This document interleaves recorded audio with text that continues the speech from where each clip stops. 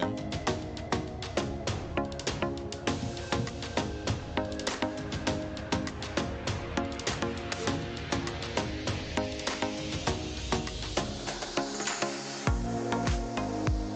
Ladies and gentlemen, welcome to the Evan and Aaron Show presents the Red and the Blue Soccer Chat. Yes, even though I can't hear it, I know exactly what you just did because of the buttons, my friend. Welcome. We are so glad to have you guys here tonight at Chatham Tap Fishers. My friend, it has been, I was waiting, as I was driving here, I was waiting to see if like animals were lined up 2 by 2. You know, it has been a rainy couple days, but I've been good. How about you? I brought my my big ark as well. Stop bragging. Stop bragging. Brought the van up to make it easy to carry things. Yeah, definitely inclement weather. That's why I didn't know if you were here or not. Right. I was like, wait, where's the car? Where's the car? Yeah, we're having some inclement weather here in the Midwest, folks. So hopefully you are safe, have not been too terribly impacted by the storms, the tornadoes. It has been bad. So take care of yourselves, look after yourselves. Maybe get to the store if you can. Get that backup generator going. There was a lot of power outages in my area. Oh man, as well. So, but yeah, welcome to Lahat. Our melodious tones are lovely. just coming across, my friend. Fantastic. It's always good to verify that we're actually broadcasting rather than 8.5 minutes of dead air, which just happened. It does happen from time to time. But Evan, yes. I think there's really only one place to start now, and really, it is Chelsea till I die. And unfortunately, that's probably how a lot of people have been feeling lately. Oh, man, so much to unpack. So, do you want to start with Graham Potter? Do you want to start with the Chelsea-Liverpool match? Where do you want to go from here? Yeah. Let's start with Graham Potter. Okay. Let's start with Potter. I mean, the obvious thing is that I have been, a proponent of trying to get away from, the Abramovichian way of Chelsea. Mm-hmm. That is by the wayside now. I mean, we've sacked a manager 6 months into his tenure. Now, that said, there were times during the season that I really wanted to believe that Potter was, he was working his magic. He was doing the Brighton and Hove thing, doing the thing. But it just wasn't working. It just didn't seem like he had. And I keep talking about Eric Ten Hag. I keep talking about the job that he has done and the way that he is stuck with his guns. It seems like Potter was trying so much, so many different things, so many different alignments, that when he'd find something that actually worked, usually as a manager, you'd want to stick with it. But I think, and this is just what I think, but I want to hear from you, I think the pressure of having so many star position players. Now, that could be 3-star, 4-star, 5, whatever. But star position players got to him. The pressure got to him that he was like, I've got to give these guys time. We've paid so much money for these guys, so I've got to get them in. Instead of finding a lineup that just works, I think he felt the pressure of having to get all those guys in and get their playing time, get their minutes up, and it was discombobulated. He didn't have the strength, I think, to stand up to Todd Bowley and say, hey, look, this is like Novocaine. Give it time to work. Yeah. And I think that spelled his doom, man. I have an opinion on this. Yeah. But I want to get your thoughts first. Was Graham Potter the problem at Chelsea, or just a problem? Yeah, no. He's just a problem. He was. Yeah. It was like if your check engine light on your car comes on, and you take it to AutoZone. They're like, well, you need a new alternator, water pump, and you need to replace your wipers. We replaced the wipers. Yeah. I think that Graham Potter is a problem, but the problem is. And I know we've talked about this before, but the problem is Todd Bowley has not developed, in my opinion, an EPL mindset. He is still very much an American sports mindset where you buy. You get those, you know. Like in sync. Yeah, there you go. Yeah. Anyway, yeah, that's good. That's good. Where you buy all these players and you expect them just to play. You know, hey, let's get Jordan, let's get Magic, let's get, you know, and the dream team. Let's get the dream team together, and they'll just run roughshod over everyone. Doesn't work that way. Right. Doesn't work that way. Right. So today we got a bit of news about Frank Lampard. You know, they showed him a few times in the stands yesterday during that. Well, I don't even know if I can call it a soccer match between Chelsea and Liverpool. No, that was an under 8. Both teams like should Saturday morning match. Both teams look scared. Both teams look really scared to actually extend themselves. But you know, Lamps was in the crowd. News today says that he's considering, or he's being considered for the interim manager. Is this a good move? Okay.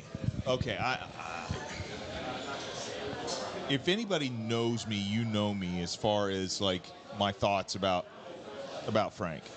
I love Frank. Frank is one of my favorite all-time players. I think that they pulled the plug on him too early when he was there. You know, and I say that because I'm like, he had nothing at Everton, and he kept them from relegation last year. Was able to, you know, hype them up. I think that this would be a good move, and here's why. Doesn't necessarily mean that Frank is going to be the new permanent manager, but I think it gives Chelsea fans something to hang their hat on. Like Frank, John Terry, Didier Drogba. I mean, you know, those guys. There's a standard there that they played with, and that's the Chelsea standard. You know, Peter Cech. You know, those guys. There's a standard, and so I think because Lamps knows that standard, he's going to expect them to play up to that to the best of their ability. And I think that he's also going to appeal to the crowd to keep people motivated to still give everything they have to support Chelsea. So I think it's a smart move. It doesn't mean that he's going to be the permanent one, but I think it's a smart move, man. I really do. I have mixed feelings on it because, you know, we were having this discussion yesterday, and my thinking is that an interim manager is what's needed right now. Yes. I wouldn't appoint a new permanent manager right now because in my thinking, something that contributed to Graham Potter's downfall is how many first-team players he's trying to look after while, you know, trying to mold this team into his image, what he wants. And for all the reasons you said, you know, maybe he's not a big enough personality, but when you've got 35 guys to look after, my gosh, you're never going to be able to coach them, and it's too much. How do you whittle that down?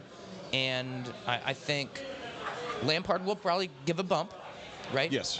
He's a wonderful lifelong club servant.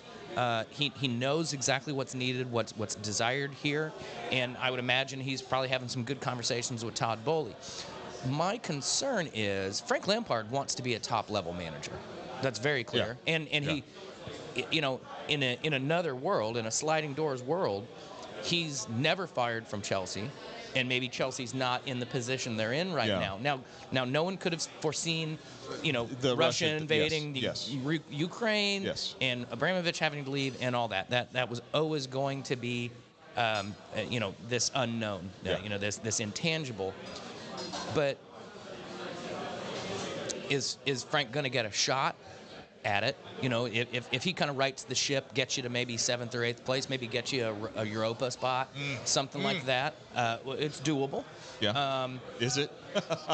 I don't know, man. Well, I think the other issue is, again, the next manager has got to figure out how to trim this squad down. You've got 35 first-team players. You have another, 20-some guys out on loan. So you have over 50 senior players, right? That's unsustainable. It's unsustainable for anybody. I don't care how good the manager is. Sure, Alex wouldn't have done a good job with that. So the next guy has to come in and say, here's the 15 guys that I believe we can build this team around, and they exist. You've got Enzo, you've got Koulibaly, you've got Badiashile, you've got I don't know if Mudryk is a long-term solution. Fofana's coming around, but Fofana is looking good.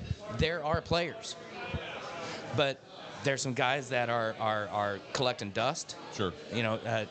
Dave's got to go. Dave's got to go. Oh, he's got to go. I think Cucurella is just not quite good enough. Yeah. Ben Chilwell is iffy. Now, if he's somebody that can be... He knows how I feel about Ben Chilwell, which is why he's... I'm just kidding. I think Ben Chilwell's a nice player. I think he has a ceiling. Oh, absolutely. Absolutely. I'm not sure... Chelsea wants to be a top 4 club. Of course, yes. So when I'm looking at Manchester United and Ten Hag is building, I'm still looking at this club and I say, okay, there's a lot of good bones here. Yeah. Can we win a Premier League title with Aaron Wan-Bissaka and Diogo Dalot as our right back options? I'm not so sure. Okay. And that's what I'm saying is, Ben Chilwell might be somebody's good backup, or when you want to switch things up a little bit, play some different formations, he's a good option. I don't know that you can win a title with Ben Chilwell playing 30-some games for you at left back. Well, here's my... And that's what the next manager has to decide. This isn't on me, but the next manager has to come in and say, you know what, N'Golo, you've been great, man. Really appreciate you. Man. But you got more miles on you than a rental car. Yeah. And it's going to take a manager with some real vision and balls to say, this is the squad I want. Right. And Todd Bowley's got to be convinced to go along with it. Mm-hmm. I like Frank Lampard. I don't know if it is Frank Lampard. Yeah. Well, going back to that, man. And once again, I think it goes back to the discussion that we have. Guys, believe it or not, we do talk, outside of the show every once in a while. I think it was a discussion we were having the other day about those, prime players and your position role players. Mm-hmm, mm-hmm. I think Ben Chilwell is a position role player extraordinaire. I agree with you. He doesn't need to necessarily start all 30 games. Mm-hmm. Maybe come in and mix things up. He is important. But they can be very, very important. Yes. Out of the two, obviously, Reece James has a higher ceiling than he does. I love Reece. Reece James is good. But you're right. There are players that need to go. I do agree with you. Cucurella needs to probably go. Where's Broja? Broja? Where's he at? Is he hurt? Who knows? I'm going to say it. If I'm Christian Pulisic, I'm like, either play me, dude, or trade me. I mean, I love the fact that he's on Chelsea, but I don't want him on Chelsea sitting there collecting dust. Let the guy play. The problem is, it seems like he can't play multiple games in the Premier League in a row. I love Christian. I think he's one of the best players we've churned out for the United States men's national team. This may not be the best place for him. And I don't mean Chelsea, I mean the Premier League. I'm not saying if he, just come to Manchester United. I'm saying I think he looked real good at Dortmund because that league allows you to play a little bit more. Are you talking like fitness-wise? Is that I don't think durability? Durability. Okay. Fitness. Okay. The guy's got an engine. Okay. He will run people into the ground. Okay. I have no question about his heart, his desire, and his ability. Yeah. I question whether or not, and this is true for a lot of people, as you find out, that they just aren't built for the Premier League because it's so physical, it's so fast, and it's so demanding. Do you have your questions about Tyler Adams? I do. I really do. I look at him and I say, great engine, works hard, got a lot of game. What Leeds asks of you, especially in the Premier League, may be a bridge too far. Interesting. Yeah. Interesting. Okay. Well, as far as Chelsea's concerned, my guys, I talked to you about this also, and I'll end with this. I really think that. Thank you. I really think that Koulibaly and Fofana need to absolutely be the backbone of our defensive unit, of our backfield. They have to be. They have to be. They are starting to play so well, and that match was so hard to watch. But there were times where both Fofana, Koulibaly were brilliant. Liverpool had chances too. We had the majority of chances. We just couldn't convert. But Liverpool had chances too, and if it had not been for Fofana and Koulibaly, we very well could have lost that match by multiple goals. Kepa is starting to Kepa a little bit. I mean, he's starting to do his thing. There hasn't been this major, big-time blowout loss that for the past couple of months, where it's been like, okay, Kepa sucks. Stop. But I'm just saying that our defense is looking better. But I don't care how good of a defense you have if you can't score goals. Absolutely. It's demoralizing. It's demoralizing to that pretty good defense. And so that's all I have to say about it. It was a not fun match to watch. It was just not good at all. So in our next fixtures that we have coming up, it doesn't get easy, Blues fans. It does not get easier from this point until the end of the season. We've got the next. Wow. So the remainder of April is Wolves away, Real Madrid away, Brighton at home. Oh my. Real Madrid in the return leg, Brentford, and then Arsenal away. None of those are, well, really all of those games are banana peels. You look at banana peels. Wolves Where's the banana peels for them? That's what it is. Sadly, if we come out of those, if we come out of that 5-game or six match run, if we come out of that with 5 points, I would be so happy. I would be ecstatic if we came out of that with 5 points. If we can beat Wolves and we can tie with Brighton and Brentford, because I'm sorry, I am a loyal Chelsea fan. Real's going to get in that ass. They are. They just are. And then we go to Arsenal. Did you see what they did to Barcelona today? Yes, that's what I'm saying. Oh, today? No, I didn't. Yes. Were they Barcelona? It was 4-1. Karim Benzema had another hat trick. That's 6 goals in his last 2 games. Yeah. See, so like I said, 5 points. Not out of a this bear you want to be poking. I know. I know. If we can get 5 points out of this next 6-match run, I will be elated, because then we don't have to keep.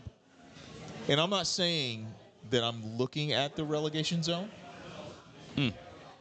I know that's even hard for me to say, but it would keep me from looking at the relegation zone. We are closer to the points-wise. We are closer to the bottom than we are to the top to Tottenham. Yeah.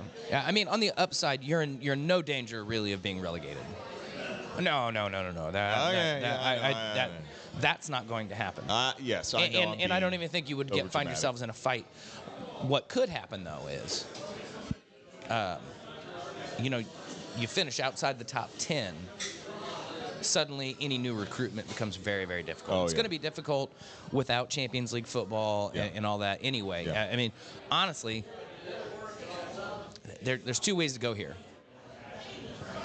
Frank could either say we are absolutely going for it against Real Madrid, and if we can win this competition by some miracle, that keeps us there and that makes recruitment that much easier.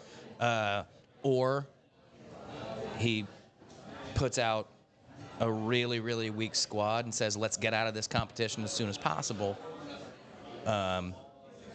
Well, which may happen either way, but you don't want to be, burning through legs when you actually need guys for the business end of the season too. Yes. Now, and on top of that, the irony of having all of these players and yet you really don't have a lot to choose from at times. Yeah. No.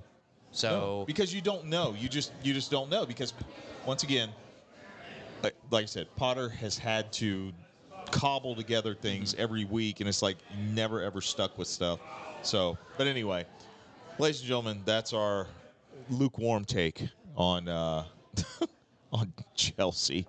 Anyway, and that brings us to, I might as well go ahead and do it. It's 20 after, a little bit of halftime. So, as ever, want to give a big shout out to our bartenders, our servers, everybody here at Chatham Tap Fishers. Love and thank them for allowing us to broadcast from here. Yes. Taking care of us, making sure we have our lovely halftime shots. So big shout out to them. And as you can see from the crawl, Saturday will be open at 9:30 with breakfast. There you go. And then Sunday open at 11. With obviously no breakfast, but the new seasonal menu, I really recommend it. I've already had a couple things. I can personally recommend the chicken Caesar wrap, and the chili cheese dog is good, but the chick parm. Chicken parm, you are so good. So, lovely stuff. Get your butts in here this weekend. Watch some football. We are, it's baseball season now, if that's your thing. Hey. We're in a little bit of a doldrums here. We're right at the end of the NBA season. We do have an interesting matchup tonight. So Russell Westbrook left the LA Lakers and then went to the LA Clippers. Oh, Lakers and Clippers tonight? I believe they have the exact same records going into the final game tonight. Oh, I'm pretty sure. God. Somebody can maybe fact check me on that if they need to. Wow. I won't respond. But either way, probably going to be a good game. And between the two of those guys, I think LeBron is going to stomp him. But it is what it is. There you go. Anyway, folks, shout out to our peeps here at Chatham Tap. Shout out to you, Slanty. That's more than a shot. That's a lot more than a shot, so we're going to do it in two. Yeah, hit that.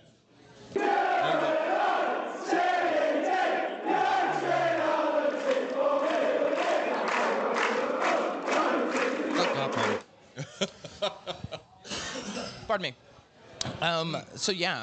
We switch over to Manchester United, and after what can only be just really pure disappointment at the weekend, it was difficult to watch from the standpoint that one, they just did not match Newcastle's intensity, but secondly, it was the first time I really felt like Ten Hag got a couple things wrong. I have questions. Okay. My first question is: Did you sense an air of the Liverpool match? Because even though it was 2-0, there were moments where I looked at Bruno and I looked at Dalot and I saw in their faces the same kind of look that I saw in that Liverpool match. Is this a team that has to pump each other up to believe that they can come back, and if they don't do that, then they literally just shut down? Because, guys, it was only 2-0. And like we've said before, United's that team that if you get up 1-0 on them, they're usually like, oh, okay, well, time to wake up. Yeah. Let's score 2 or 3 goals and let's get out of here, winners. What is that? I don't think so. To that particular point, I don't. And I'm not in any way going to make excuses. Newcastle were hands down. They're playing great. The better team on the day. But even coming off an international break and a few guys not having to play and things of that nature, they look tired. They look physically and mentally a bit worn down. Yep. And Newcastle took advantage of that. They played fantastic. I also think you had a situation where McTominay and Sabitzer don't really have a relationship. if you look at who they've played alongside, when they've played alongside, I think you had two guys who weren't really fully sure exactly what their role was on the day. And I think you just had some poor performances that were, brought on by Newcastle's pressure and a variety of other things. No one really stood out. De Gea made some nice saves, or it could have been worse. Yeah. But we really never threatened Newcastle's goal a whole lot. And, you could see at the end of the game, guys were frustrated with each other, but I think that's a good thing. I think you had a lot of good passion. They had a no management behind closed doors meeting, which again you want to see. You want to see the players taking care of it, and I think today we got a good response. Yes, it would have been really, really nice to get a second or a third goal and really establish dominance. But I think that's what you run into when you are still trying to build the squad. You're trying to build this team up. And also you're playing Brentford. I mean, they're not a pushover anymore. They don't suck. We United had tons of possession and more opportunities. It could have been more. I think this time next year, that's a 3 or 4-0 win for United. Yeah. Where they really poured on them. Yeah. But today the result was what mattered. They came off a poor performance and a poor result the weekend. Today they needed to come back, and I think for the most part they did. Mm-hmm. You hit it on the head. Brentford's not trash. No. They deserve to be where they are, and they understand how to play without the ball and try to hit you on the break, and that was clearly their game plan. They had one or two chances and didn't take the most of it. Everton at the weekend is going to be interesting because they had their big comeback against Spurs just on Monday. So really it could go any direction at this point. I have a feeling they're going to push on. The real test is going to be Sevilla next week in the Europa, because that's a team that understands how to play in these cup competitions. Yeah. And Ten Hag is really going to have to get it right. But the upside is Casemiro will be back. He'll be able to choose from largely his first choice lineup. Mm-hmm.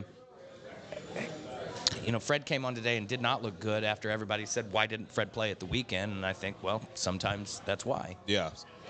So I'm looking at the table right now, and this is my second question I have for you. So today, obviously, that's a big boost. I mean, it is. Yes, 2-0, 3-0. Yes, it'd have been better, but they won. 3 points is 3 points. Right now, Man U sits fourth in the table. They are 19 points behind Arsenal. This is, for all intents and purposes, unless they have a monumental meltdown, which would make both of us be just happy, and Arsenal kind of Arsenal's the thing. Unless they have a big breakdown. Do you need another beverage, sir? Oh, please, por favor. Gracias. Service is wonderful. Yeah, here. just wonderful. I'm looking at this, and I think the only people that can challenge for your Champions League spot is going to be Tottenham, who's 3 points behind. Brighton. I believe we have a game in hand on them, though, don't we? You do have a game in hand. Brighton has a game in hand on you, and they are 7 points back. Villa is 9 points. I don't see you dropping 9 points to Villa's positive 9. I don't see that. Right. So I'm just going to say from 6th to 4th, that's going to be the race for the Champions League. So here's my question. Thank you so much. Given everything that has happened,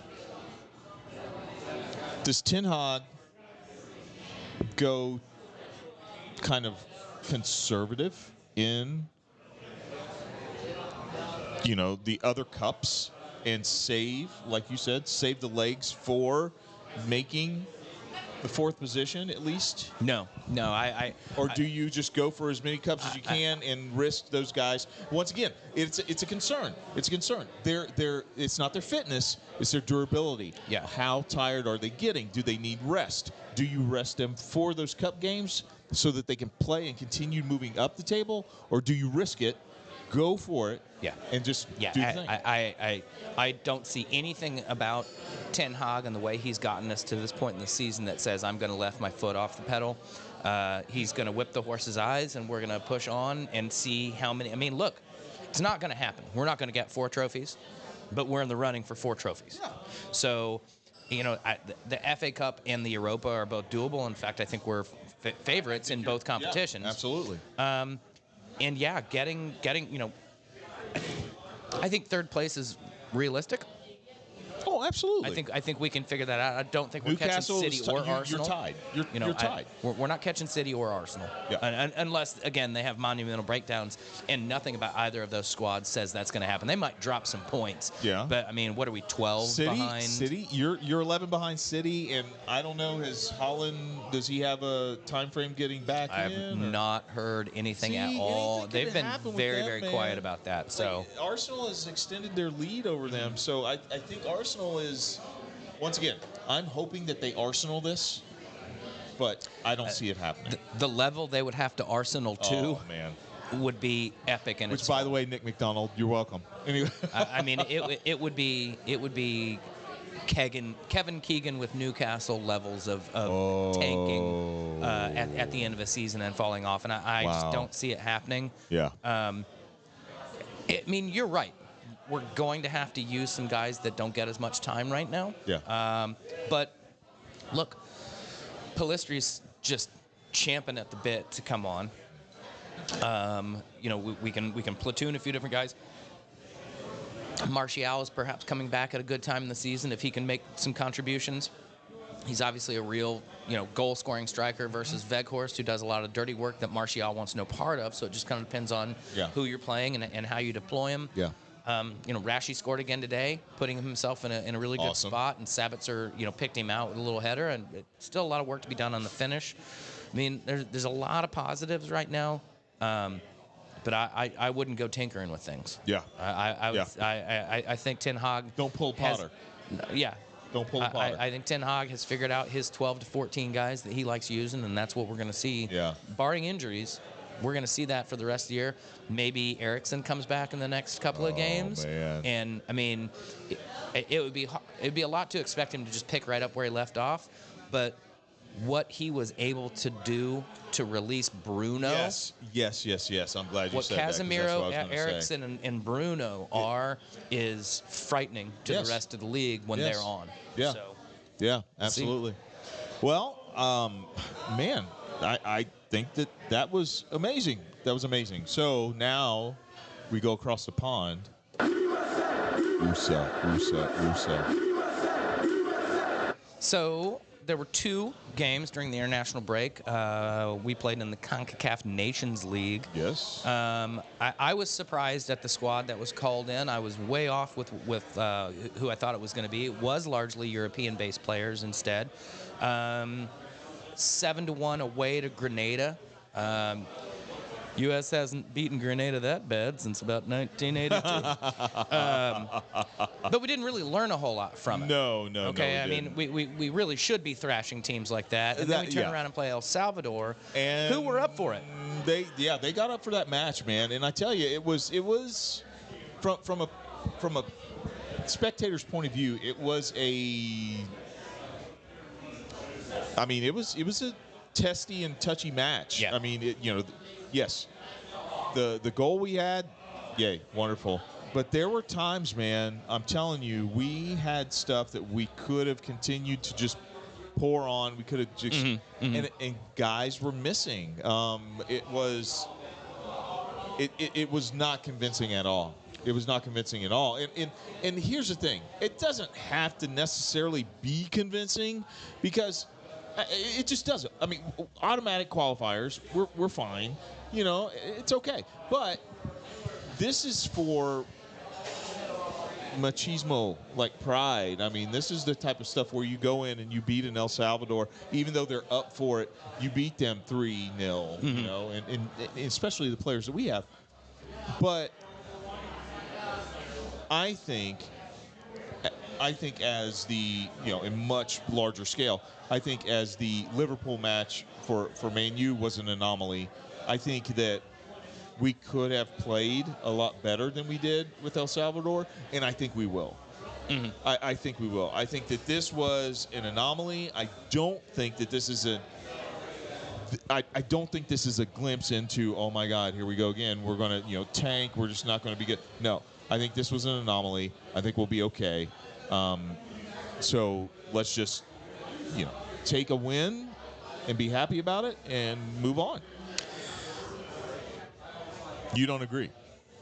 Well, one, I think you watch the United States play, and they are very reminiscent of Chelsea in the sense that they will play very, very good for long periods. They will create opportunities, and there's nobody really there consistently to finish them off.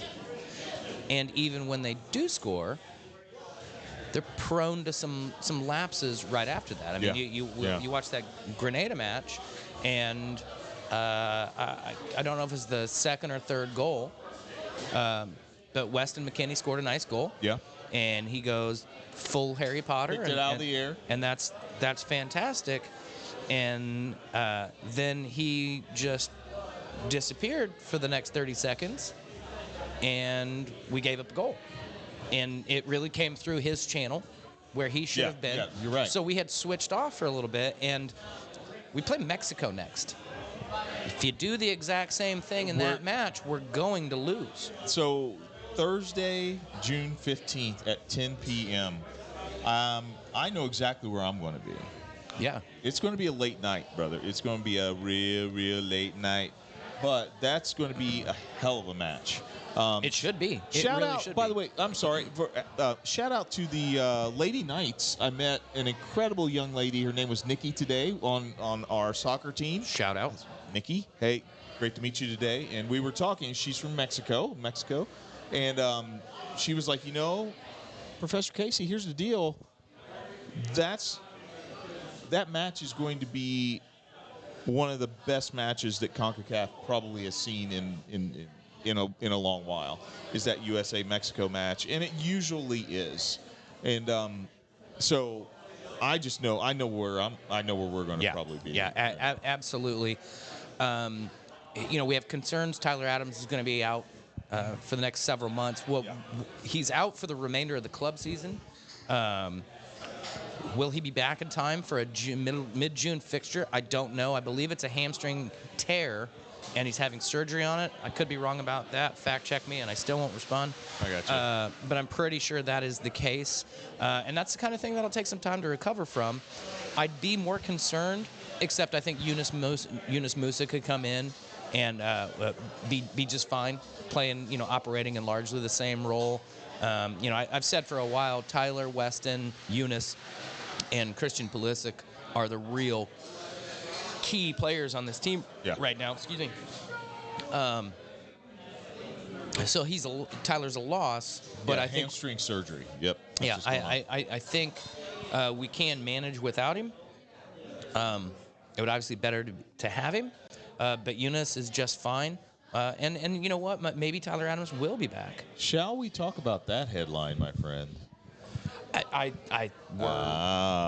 totally fine with it. So ESPN reporting from the Associated Press on March 29th that Jesse Marsch may be a natural fit for the vacant U.S. men's national team role. We've talked about this before. Mm-hmm. I think Jesse Marsch is that guy that, a lot of different people in the United States can get behind. He has that swag. He's got that braggadocious type style that is very U.S., and we're being distracted right now. Get that man $1. Get We're talking bucks here at Chatham Tap. Yeah, there you go. But what do you think, man? I mean, Jesse Marsch. I mean, I think yes. I want Jesse Marsch in this role, man. I do. Well, I like Jesse Marsch, and I do think he could be a good fit for the U.S. men's national team. But a certain Mr. Thierry Henry is he back? Turned down the opportunity to be the manager of the French women's team for the World Cup, openly saying that he's interested in the men's national team role for the United States. Now, Thierry's had a mixed management career thus far. He was basically thrown under the bus at Monaco. came to the United States. Well, actually, technically Canada. Believe he was Montreal's coach for a little bit. Okay. I think they were doing okay. And then COVID hit, and he really wanted to get home to see his family and things of that nature. So he hasn't managed much since. But I don't think there's any question that Thierry obviously knows the game. Does he know the U.S. player mindset as well as a Jesse Marsch? That's a question that needs to be asked. Is he a better tactician? Does he have a better understanding of the international game than Jesse Marsch? I mean, Jesse's had success, but he's had very specific success, different from Thierry. I think this is a good problem to have two guys of this caliber who are interested, want the role, and are obviously going to bring two completely different mindsets to managing this team. Without being the guy that gets to interview either of them, I think I would be happy with either of them. Well, I like Jesse. I like Thierry Henry. Yes. Is Thierry Henry maybe another Jurgen Klinsmann who's going to ask something of U.S. players that he does that it's not quite really. Montreal. Yeah. Does Jesse understand the international game and what's required in a cup competition in the same way?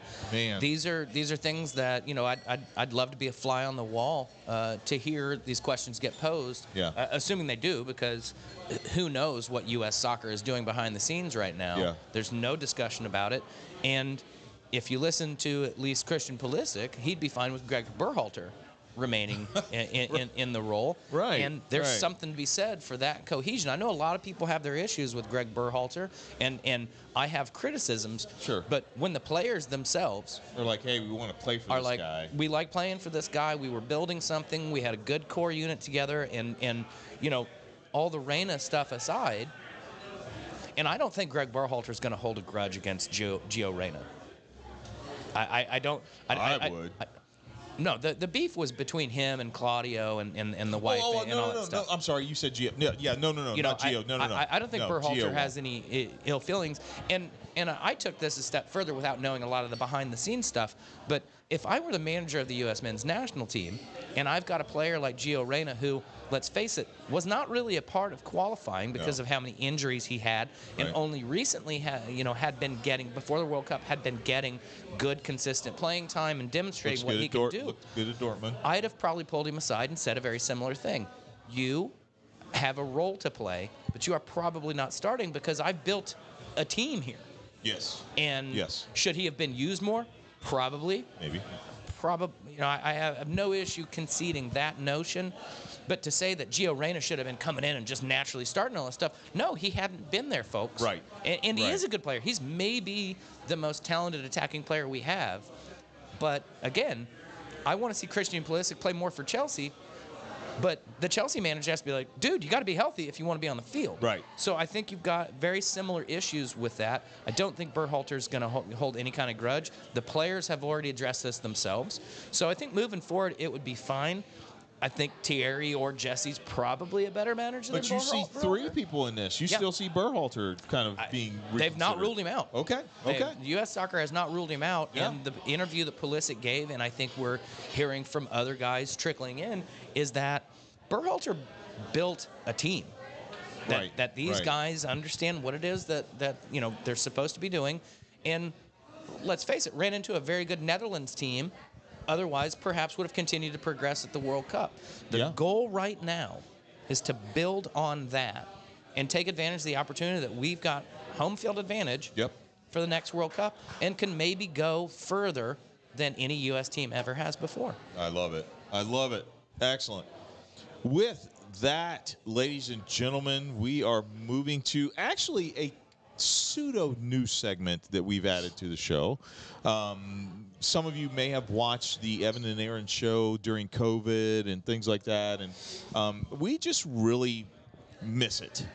And we miss the interaction that maybe you guys might have had with us, and so we wanted to bring a little bit of that back to the show. And so during the Hey Aaron segment from now on, it's going to be more just a broad, general type of discussion, not just about politics, but also about culture, life in the United States or in the world, different issues that we have, right? It's not scary. This shouldn't be a scary thing. It should be an applause. Yeah, no. Let's not confuse the two.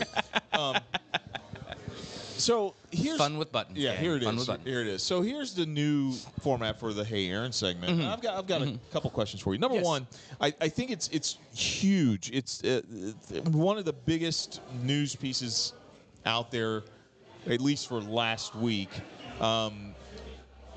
Iowa's guard, Caitlin Clark. Yes. Probably, and we've talked, probably one of the most talented basketball players who happens to be a woman that we have seen in generations. Just light up the tournament, go through and literally drain threes from Steph Curry range. Become known for the John Cena, you can't see me type thing. Angel Reese, who plays for LSU. LSU and Iowa met in the championship game. LSU came out victorious, and in the closing seconds of that match, see what you're doing to me? Closing seconds of that game, Angel Reese goes over to Caitlin Clark, does the thing, does the John Cena, and points to her finger like, "Hey, we got the ring." It's the Joe Burrow. Yeah, it's the Joe Burrow. It is. And smoked a cigar in the locker room. There you go. So after this, we see this incredible just media blitz of people going absolutely apeshit over this young lady. These two young ladies basically being competitors in the Thunderdome. And I want to get your hot take on that. What are I think we all know, but what are the layers that you see with this? And what is the just simple, honest explanation that you see for this exchange? Well, first off, shout out to all the teams in Women's March Madness. Honestly, Lady Buckeyes. Every bit as entertaining, record-breaking crowds, record-breaking viewership, and just wonderful competitors. And if you tuned in, that's what you saw. Yeah. And you didn't say to yourself, this is women's basketball. You said, this is basketball being played at a very, very high level. So mad props to all these young ladies for everything they accomplished. To this specific point, it's not the first time we've seen it, and it's probably not the last time we're going to see it. We've had, in any time, I think what we have here is a double standard. Oh. There is a double standard for how male athletes are treated and what they're allowed to get away with, and how they are allowed to compete. Women are not afforded the same sort of room to express themselves. Yeah. And then there's a double standard between, black athletes and white athletes. A white athlete does something, he's expressing himself. A black athlete, he's a thug. Yeah. He's ghetto. Yep. And it's very lazy, thinly veiled, terminology. And I think that the layers here are, you have these double standards, and what you have at the end of the day is a black female athlete expressing herself in pretty much the identical way that Caitlin Clark did, and garners a lot of criticism that really just seems unwarranted. And there's a way to have a criticism if you think somebody behaves inappropriately without adding this stuff. Right. If you think what Angel Reese did was unsportsmanlike, then say, I think it's unsportsmanlike. There's no reason to sort of chuck in these not so thinly veiled racial terms to describe her behavior. Yes. If she's going to be an asshole, then okay, just call her out for that. Exactly. And the reality is that we saw it with Serena Williams and things she did that were inappropriate. You don't tell somebody you're going to shove a tennis ball down their throat. Right. But that doesn't make Serena Hood thuggish behavior. it makes Serena an asshole on a tennis court. In the same way John McEnroe and Jamie Connors and all these guys were. Right. And I think what you said before is so poignant, and I'm giving you total credit for it, because you said that there's a difference between calling out someone's asshole-ish behavior and calling someone an asshole. Yes. It's like, you know what? You behaved like an asshole at this point in time. That doesn't mean that that's not a character, assassination on you. That's calling out what you did in that moment, which I think that's what this demanded. Mm-hmm. Well, it illustrates that female athletes just are not given the same space to be competitive in the heat of battle. Yeah. If this would have happened, at the end of a NBA game, if James Harden did this to LeBron James, we might not even be having this discussion. No, not at all. And by the way, it is, in my opinion, and I think in yours, it's not asshole-ish behavior. No. This is competition. Yeah. This is what sports is. I mean, please talk about what you were talking about, like Magic and Bird, because you had brought that up. Now I thought that was brilliant. Well, these are supreme competitors. And, folks, Caitlin Clark is probably going to be one of the greatest women's professional basketball players of all time. She's already one of the greatest women's college basketball players of all time. Yeah. She's going to go do this in the WNBA. Oh, yeah. And you can hate on the WNBA all you want and have conversations about, how they're subsidized, blah, blah, blah, blah, blah. The end of the day is she's a competitor and plays this way. Yeah. And she did it. She did it first, and everybody was totally fine with her doing that. John Cena gave her props on Twitter. Tweeted it. Yeah, it's like, hey. What I do want to say is, shout out to Caitlin Clark, who, when asked about this whole thing, was like, Angel Reese has nothing to apologize for. We are competitors. She won. Yes. At the end of the day, you get to eat the cake. Yep. And Caitlin would have done the same damn thing, and we wouldn't even be having this conversation. If they were up by 3, Angel Reese did that with like 10 seconds left, Caitlin Clark comes down, nails a 3, gets fouled. Oh, she'd have walked right back up to her. Oh, my God. Yeah. It would have been the greatest thing of all time. It would. It would, and I think it illustrates a lot of the subtextual, systemic issues we have in this country about how we talk about female athletes, black athletes, and black female athletes. Yeah. And we need to do better. It doesn't make you a bad person. It makes you lazy to do this, in my opinion. It makes you very, very lazy to just rely on these types of tropes instead of actually having this conversation. Which leads me to my second piece of news that I wanted to run by you. There was a Memphis player. Bowling Green was playing Memphis. This was March 23rd or March 25th, and Memphis's Jamira Shoots during the congratulation lines and stuff like that. The Falcons beat the Tigers 73 to 60 in a round of 16 game in the NIT. As Jamira Shoots went by Bowling Green's Alyssa Brett, words were exchanged. Shoots punches Brett in the face. So this should be a, hey, that was an asshole move. That was a dick move. Why'd you do that? This young lady is being.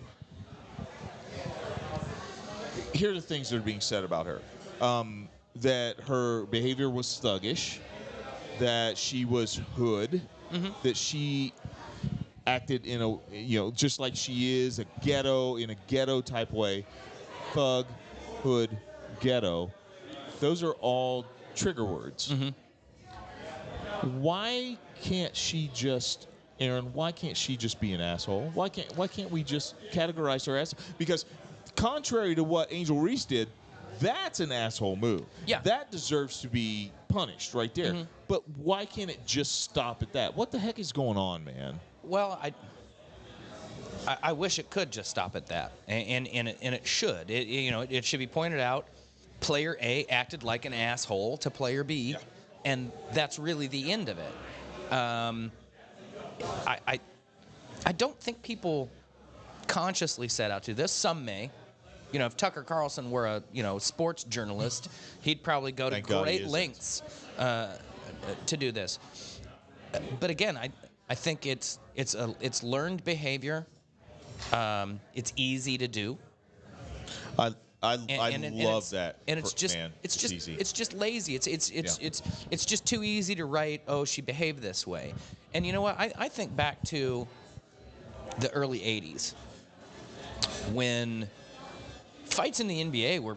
Oh my gosh! Not quite hockey level, like going to happen every game. Ooh, I don't know, Bill Laimbeer, man. But the Celtics and the Pistons were going to get into it.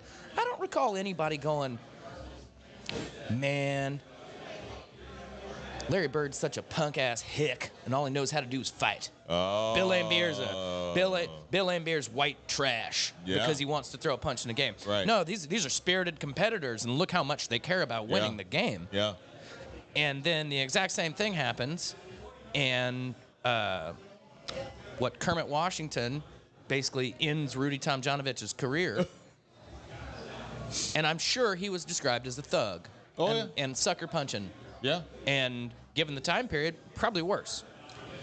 Absolutely. So I think it's an easy way to what we would say now is getting clicks. It's very easy to be like, well, she behaved like a thug, and you're going to get an awful lot of fucking jacked up wannabe alpha male white boys wearing their wraparound, afflicted T-shirts, blue blockers. Yeah. Because they don't want to think about it. They don't want to think about the fact that they couldn't compete at that level. That's a great They don't point, want to man. think about the fact that their heroes engage in some of this behavior. They need to create an extra layer, a distinction, right? Yeah. Larry was just fighting for his teammates. Wow. I just think it's learned, lazy, easy, and we don't hold people accountable enough. Yeah. You know, I mean, we're having a larger discussion in this country about holding a criminal accountable for engaging in criminal shit. Yeah. It shouldn't matter whether you voted for him. Right. It shouldn't matter whether you like him or not. Nope. It should matter that we have a rule of law in this country. Yes. And we follow it, and we say, if there's evidence, we'll put you in front of a jury, Right. and the jury will hear that evidence, and if there's enough, you are convicted. Yeah. If there's not enough, you go free, instead of just picking sides. Well, he's my guy, so Right. he clearly didn't do anything, and this is a witch hunt. Yeah. It's the same kind of shit, and we need to start holding people's feet to the fire a bit more to it. And I'm disappointed that that's where we are. Man. Damn. Ladies and gentlemen, that was the brand new revamped Hey Aaron segment. Listen, dude, I needed this. I swear I needed this. It's been a long week already, but man, I just love being here with you, brother. Thank you so much for everything. And ladies and gentlemen, thank you for being here. But before we go, we have Aaron's last thoughts, final thoughts. Aaron, what are you going to send us out with, my friend, tonight to make us feel better about ourselves? You know what? My final thoughts are a continuation of what I was just saying, and that is, I think a lot of people are frustrated when they look around and they see people in power never be held responsible for harming us, for harming what we care about as the ideals of this nation. Yeah. And again, I don't care if it's my guy or your guy or a third guy or whoever. If you fuck up and transgress, then you deserve to be held accountable for it. Exactly. And we all need to share in that. We all need to say, Yes. this is something I care about, and therefore, no matter who it is, we are going to run it down. Yeah. And failure to do that, and having failed to do it for so long, is why we're at this point in time right now in this country. And until we can collectively say that this is the right way to go about things, that no one's above the law, Yep. This whole, if it can happen to him, it can happen to you. Yeah. Yes, if you too violate campaign finance law, you can probably go to jail for it. If you try to disrupt a fair election in the state of Georgia, you deserve to be held responsible for it. Absolutely. I don't care. Yeah. If Joe would have done it, I don't care. No. If Hillary would have done it, I don't care. But until we get back to these supposed values that people puff their chests out and beat on their stomach about, until we say this matters for all of us, then it doesn't matter for any of us. There you go. Ladies and gentlemen, that's it. Hit that outro. My brother, mic drop. Ladies and gentlemen, thank you so much for joining. The Evan and Aaron Show presents the Red and the Blue Soccer Chat. We love you all, and we are just past the 1 hour mark. Dang it. Oh, the 1994 World Cup shirt and jacket, ladies and gentlemen, right there. I mean, that's a taste of nostalgia that you didn't think you were going to get tonight. So, guys, listen, thank you so much for joining us. Check us out on Facebook. Check us out on all of the webs, all the things. We love you. We'll talk to you later. Thanks for tuning in. Chatham Tap Fishers Saturday, 9:30 with breakfast. Sunday, 11 o'clock with the new seasonal menu. Hashtag Evan and Aaron Show, I guess. I don't know. Love you all. Thanks for tuning in, and enjoy the rest of your Wednesday night. See you, folks. Peace.